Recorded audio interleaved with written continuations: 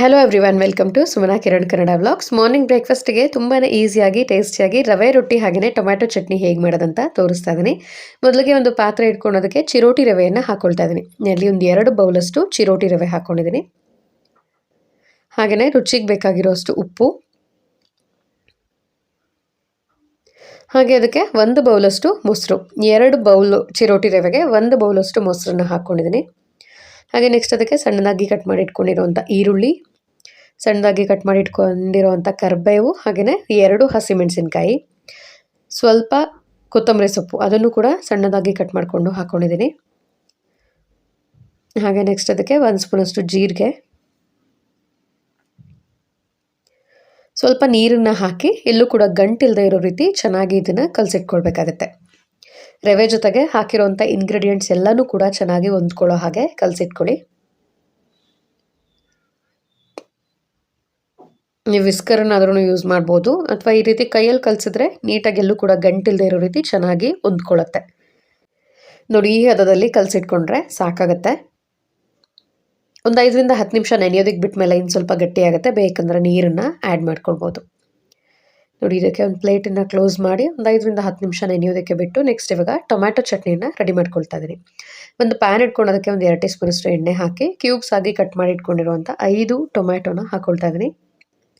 ಹಾಗೆಯೇ 2 ಈರುಳ್ಳಿನೂ ಕೂಡ ಕ್ಯೂಬ್ಸ್ ಆಗಿ ಕಟ್ ಮಾಡಿಕೊಂಡು ಹಾಕ್ಕೊಂಡಿದ್ದೀನಿ. ಹಾಗೆ ಒಂದು 5ರಿಂದ 6 ಎಸಳಷ್ಟು ಬೆಳ್ಳುಳ್ಳಿ, 1 ಕಡ್ಡಿಯಷ್ಟು ಕರಿಬೇವು,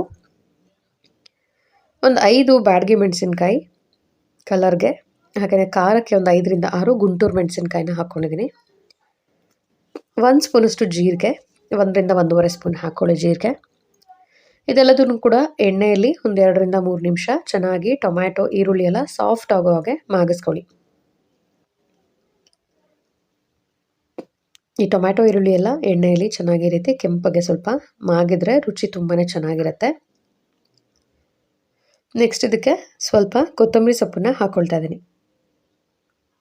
ಅದನ್ನು ಕೂಡ ಒಂದು 2 ನಿಮಿಷ ಮಾಗಿಸಿ ಇದೆಲ್ಲ ಸ್ವಲ್ಪ ಹಸಿ ವಾಸನೆ ಎಲ್ಲ ಹೋಗಿದ್ದಾದಮೇಲೆ ಕಂಪ್ಲೀಟ್ಲಿ ತಣ್ಣಗಾಗೋದಕ್ಕೆ ಬಿಟ್ಬಿಡೋಣ. ತಣ್ಣಗಾಗಿದ್ದಾದಮೇಲೆ ಅದಕ್ಕೆ ರುಚಿಗೆ ಬೇಕಾಗಿರೋಷ್ಟು ಉಪ್ಪು, ಹಾಗೆಯೇ 1 ಸ್ಪೂನಷ್ಟು ಬೆಲ್ಲ ಹಾಕಿ ಒಂದು ಮಿಕ್ಸರ್ ಜಾರಿಗೆ ಇದೆಲ್ಲ ಕಂಪ್ಲೀಟ್ಲಿ ತಣ್ಣಗಾಗಿದ್ಮೇಲೆ ಸೇರಿಸ್ಕೊಂಡು ನೀರು ಹಾಕ್ತೇನೆ ನುಣ್ಣಗೆ ರುಬ್ಬಿಟ್ಕೊಂಡ್ಬಿಡೋಣ. ಚಟ್ನಿ ರುಬ್ಬಿದ್ದಾದಮೇಲೆ ನೆಕ್ಸ್ಟ್ ಇವಾಗ ಚಟ್ನಿಗೆ ಒಗ್ಗರಣೆ ಹಾಕ್ಕೊಳ್ಳೋದಕ್ಕೆ ಅದೇ ಪ್ಯಾನ್ಗೆ 2 ಟೀ ಸ್ಪೂನ್ ಎಣ್ಣೆ, ಒಂದು ಅರ್ಧ ಟೀ ಸ್ಪೂನ್ ಸಾಸಿವೆ, 1 ಕಡ್ಡಿಯಷ್ಟು ಕರಿಬೇವನ್ನು ಹಾಕ್ಕೊಂಡಿದ್ದೀನಿ. ಕರಿಬೇವೆಲ್ಲ ಎಣ್ಣೆಯಲ್ಲಿ ಚೆನ್ನಾಗಿ ಕ್ರಿಸ್ಪ್ ಆಗಿದ್ದಾದಮೇಲೆ ಇದಕ್ಕೆ ರುಬ್ಬಿಟ್ಕೊಂಡಿರೋಂಥ ಚಟ್ನಿಯನ್ನು ಸೇರಿಸ್ಕೊಳ್ತಾ ಇದ್ದೀನಿ. ನೋಡಿ, ರುಬ್ಬಿಟ್ಕೊಂಡಿರೋಂಥ ಚಟ್ನಿಯನ್ನು ಸೇರಿಸ್ಕೊಳ್ತಾ ಇದ್ದೀನಿ. ಜಾಸ್ತಿ ನೀರು ಹಾಕಿ ತುಂಬ ತೆಳ್ಳಗೆ ಮಾಡ್ಕೊಳ್ಬಾರ್ದು. ಅದೇ ಮಿಕ್ಸರ್ ಜಾರ್ಗೆ ಸ್ವಲ್ಪ ನೀರು ಹಾಕಿ ಮಿಕ್ಸ್ ಮಾಡಿ ಹಾಕ್ಕೊಂಡು ಹೇಗೇನು ಇದನ್ನು ಚೆನ್ನಾಗಿ ಮಿಕ್ಸ್ ಮಾಡಿಕೊಂಡು ಒಗ್ಗರಣೆಯಲ್ಲಿ ಒಂದು 2ರಿಂದ 3 ನಿಮಿಷ ಕುದಿಸ್ಕೊಳ್ಬೇಕು. ಟೊಮ್ಯಾಟೊ ಎಲ್ಲ ತುಂಬ ಹಸಿ ಪದಾರ್ಥಗಳಾಗಿರೋದ್ರಿಂದ ಎಣ್ಣೆಯಲ್ಲಿ ಹುರಿದಿಟ್ಕೊಂಡ್ರು ಕೂಡ ಚೆನ್ನಾಗಿ ಕುದಿಸಿಟ್ಕೊಂಡ್ರೆ ಎಷ್ಟು ದಿನ ಆದ್ರೂ ಇಟ್ಕೊಳ್ಬೋದು.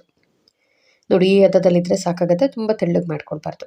ನೋಡಿ, ಚೆನ್ನಾಗಿ ಕುದೀತಾ ಇದೆ. ಇವಾಗ ಟೇಸ್ಟಿಯಾಗಿರುವಂಥ ಟೊಮ್ಯಾಟೊ ಚಟ್ನಿ ರೆಡಿಯಾಗಿದೆ. ಈ ಮೆಥಡಲ್ಲಿ ಒಂದು ಸಲ ಟ್ರೈ ಮಾಡಿ ನೋಡಿ, ರುಚಿ ತುಂಬಾ ಚೆನ್ನಾಗಿರುತ್ತೆ. ಚಟ್ನಿ ರೆಡಿಯಾಗಿದೆ.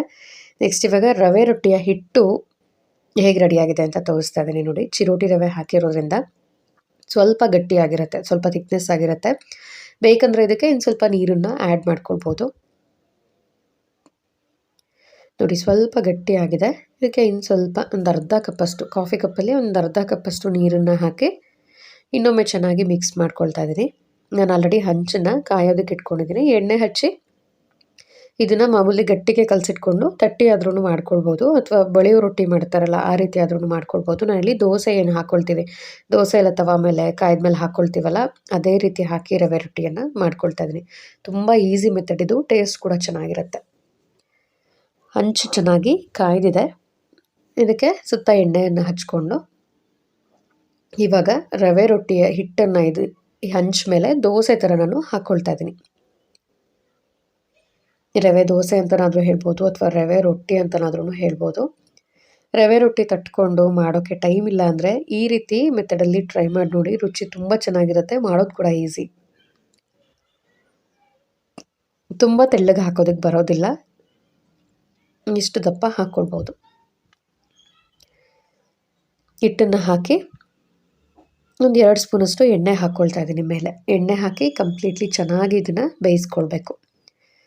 ನೋಡಿ ಬೆಂದಿದ್ದಾದಮೇಲೆ ಮಗ್ಚ ಹಾಕಿ ಎರಡೂ ಸೈಡು ಕೂಡ ಚೆನ್ನಾಗಿ ಬೇಯಿಸ್ಕೊಂಡ್ರೆ ಟೇಸ್ಟಿಯಾಗಿರುವಂಥ ರವೆ ರೊಟ್ಟಿ ರೆಡಿ ಆಗುತ್ತೆ, ಅಥವಾ ರವೆ ದೋಸೆ ಅಂತನಾದರೂ ಹೇಳ್ಬೋದು, ರವೆ ರೊಟ್ಟಿ ಅಂತನಾದರೂ ಹೇಳ್ಬೋದು.